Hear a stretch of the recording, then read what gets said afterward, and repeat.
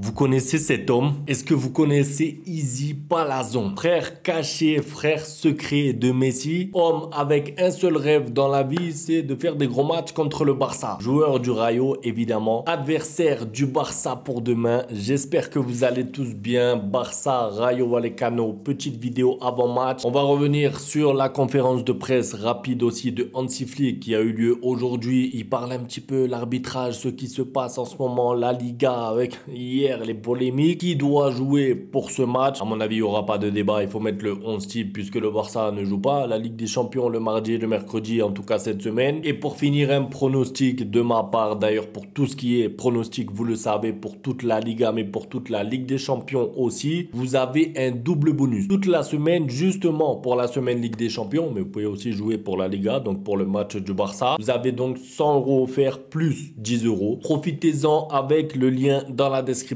Évidemment, je le dis toujours, c'est interdit aux moins de 18 ans. Jouez sagement. Mais si vous voulez faire un petit ticket, autant le faire avec un double bonus. Merci à Unibet. Alors, commençons par ça. Commençons par la une. Parce que rouge vif, en fait. Rojo vivo. Pourquoi? Parce que l'Atlético et le Real ont pris un carton rouge tous les deux le même jour. La veille, non pas la veille, 2 jours avant le match du Barça. Et s'il y a bien un enseignement qu'il faut en tirer, c'est qu'il faut faire attention. Il faut faire très attention parce que les arbitres ont sévi. Franchement, j'ai l'impression que depuis les polémiques avec les communiqués du Real Madrid et tout, les arbitres sont plus sévères. Ça sort des cartons rouges, ça siffle des pénaltys parce que hier, il y a aussi eu pénalty contre le Real et pénalty contre l'Atlético. Ça veut dire que dans la même journée, carton rouge, pénalty, pénalty. Donc, méfiance. Moi, en tout cas, je me dis que le Barça n'aura pas de passe droit. Je suis pas là à dire c'est la victimisation, ils vont mal arbitrer le Barça. C'est pas ce que je dis. Ce que je dis, c'est que si Gavi fait des fautes, il prendra des cartons jaunes. Si un défenseur fait une faute dans la surface, il y aura pénalty pour l'adversaire. Ça veut dire que maintenant, il n'y a plus de oui, mais ça va, c'est le Barça, ça va, c'est le Real. Il y a pénalty, faute. Il y a carton rouge, carton rouge. Il y a un joueur qui insulte l'arbitre. Carton rouge aussi. Là où je veux en venir, c'est qu'il va falloir être concentré. Et c'est Hansi Flick qui l'a dit. Il a fait référence du coup aux mots de Bellingham. Que ça y est, on a pu voir en public. Il y en a qui m'ont dit, mais c'est pas vraiment une insulte, c'est juste. En fait, ça dépend du joueur. Ça veut dire qu'il y en a, s'ils sont supporters du Real, pour eux, c'est pas trop une insulte. Pour eux, c'est juste un mot comme ça. Mais si c'est un joueur du Barça qui le dit, ah, c'est grave, c'est une insulte, il mérite son carton. Donc en fait, on connaît. C'est selon l'équipe que vous supportez, selon ce qui se passe. Pour moi, si Gavi demain fait comme Bellingham et qui prend un rouge, je vais venir en vidéo, je vais être frustré, je vais dire mais pourquoi il a mis un rouge comme ça? Mais après, quand je vais voir ce qu'a dit Gavi, les mots qu'il a prononcés, on peut rien dire, c'est carton rouge, c'est tout. Voilà, tu sors, la prochaine fois, tu vas apprendre. C'est comme à l'école, tu fais une erreur, tu te fais punir. Eh ben là, c'est pareil, tu te fais punir, tu prends ton carton rouge et le match d'après, tu ne referas pas cette erreur parce que tu sais que sinon, tu t'exposes à un carton rouge. Donc pour moi, quand il y a des mots comme ça, carton rouge. Maintenant, ce qui est vrai, c'est que les arbitres devraient l'appliquer avec tout le monde et tous les matchs. Le problème là, c'est que tu as un arbitre qui l'applique de temps en temps, un autre arbitre le lendemain qui va laisser passer. C'est à interprétation. Et le problème de tout ce qui est à interprétation, c'est que le vendredi, il se passe quelque chose, le samedi, il se passe pas la même chose. Donc pour ça, il devrait y avoir un règlement fixe, vraiment définitif, qui doit être appliqué par tous les arbitres. Ça veut dire qu'un joueur dit une insulte à personne, mais en me regardant par exemple, carton rouge, c'est le règlement. Hansi Flick a aussi dit, j'ai le sentiment que cette équipe veut montrer à quel point elle est bonne, la mentalité qu'elle a en tant qu'entraîneur. J'adore ça et ça me fait rire un peu parce que Hansi Flick, il dit ça comme si l'équipe avait cette mentalité avant qu'il arrive. Je suis désolé, mais la mentalité a changé au Barça, le football a changé. C'est pas pour critiquer Xavi, attention, rien à voir, mais on voit une différence dans le comportement entre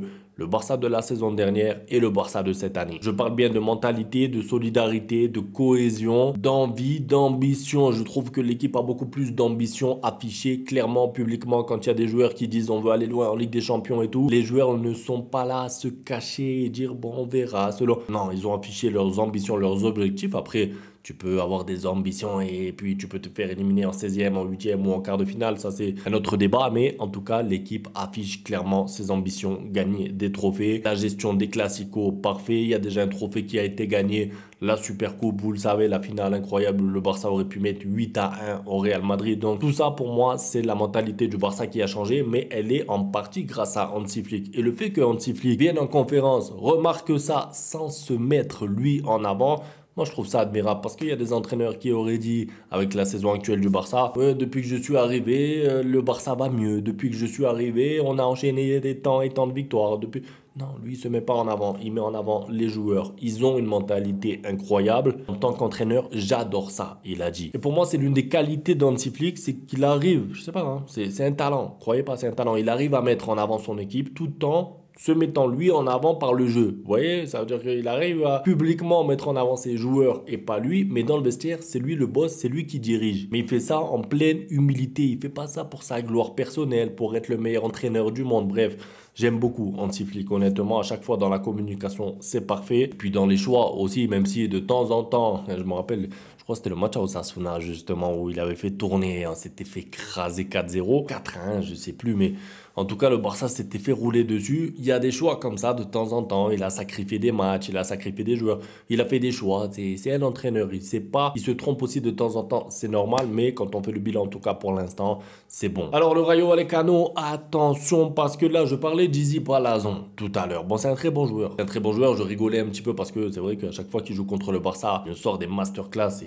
et des matchs un peu à la Messi. On l'appelait même le Messi Show sur Twitter. Il est fort, mais je vais pas résumer le Rayo Vallecano à Izzy Palazon. C'est pas vrai. C'est une très bonne équipe. Ils sont 6e de la Liga. Écoutez bien, ils sont 6e. Et moi, je préfère voir un match entre le Barça et le Rayo Vallecano 6e qu'entre le Barça et Getafe 15e. Voilà, c'est mon avis. Parce que le Barça, face aux équipes joueuses, arrive à proposer quelque chose, arrive à se créer des occasions. Et en fait, on voit un vrai match de foot. Après, tu peux perdre le match. Tu peux avoir un vrai match de foot et encaisser, perdre parce que tu joues contre une meilleure équipe. Mais au moins, on n'aura pas, a priori, un match comme contre l'Espagnol Barcelone ou comme contre Getafe où ça joue pas, il y a des fautes, etc. Là, le Rayo, écoutez bien, ils sont invaincus en Liga depuis quand? Depuis le 1er décembre. Ça veut dire que tout décembre, tout janvier, bon, il y a eu la trêve, je sais. Et là, pour l'instant, mi-février, 8 matchs de Liga, 0 défaite. Ça veut dire qu'ils sont sur 7-8 matchs de Liga d'affilée sans perdre. Ils se sont fait éliminer en Coupe du Roi contre la Real Sociedad, c'est vrai, mais j'ai l'impression qu'ils laissent toute leur énergie pour la Liga pour essayer d'aller chercher une place qualificative pour l'Europa League. Donc c'est pas anodin et c'est pas que grâce à Izzy Palazon. C'est une bonne équipe, c'est une équipe solide et c'est une équipe joueuse. Maintenant, comme je vous ai dit, moi je préfère les équipes joueuses. Je préfère que le Barça joue contre des bonnes équipes. On l'a vu cette année contre le Real, contre le Bayern, contre les gros. Bon, il y a le match contre l'Atlético Madrid que tu perds alors que tu as plein d'occasions. Mais sinon, globalement sur la saison, on sera tous d'accord pour dire que le Barça, et c'est étonnant à dire, est meilleur contre les bonnes équipes que contre les faibles parce que les faibles ne jouent pas, gagnent du temps, font des fautes. Et comme les arbitres ne mettent pas de carton et tout, il vaut mieux jouer contre des équipes joueuses comme ça. Bref, maintenant un point sur le classement. Regardez le classement, c'est inespéré. Franchement, le Barça gagne, le Barça repasse premier. Ça veut dire que oui, il y aura égalité de points, mais comme vous avez gagné le Classico avec la manière en plus, vous êtes premier. Et surtout, s'il y a une égalité à la fin de la saison, vous le savez, il faudrait que le Real gagne 5-0 au Camp Nou pour repasser devant le Barça. Bon, normalement, on est tranquille. Il faut prendre les 3 points. C'est obligatoire parce que là, tu as une occasion en or. Je vous ai dit, dans le même week-end, le Real et l'Atlético qui perdent des points tous les deux. L'un contre une équipe pas très bonne, l'autre à domicile. C'est inattendu. Le Real va jouer la Ligue des Champions là contre Manchester City. En plus, dans 2-3 jours, ils vont être un peu usés, un peu fatigués.